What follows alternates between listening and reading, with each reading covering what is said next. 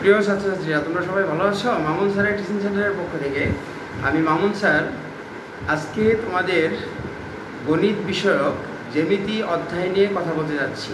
তোমরা যারা ষষ্ঠ, সপ্তম, অষ্টম, নবম, দশম শ্রেণীর ছাত্রছাত্রী রয়েছো, তোমাদের সকলের উদ্দেশ্যে আজকের এই আলোচনা।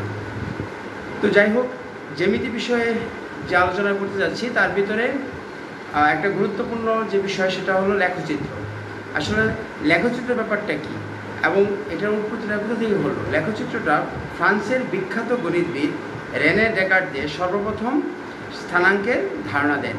তিনি দুইটি পরস্পরচ্ছেদী লম্বরেখার সাপেক্ষে বিন্দুর অবস্থান ব্যাখ্যা করেন।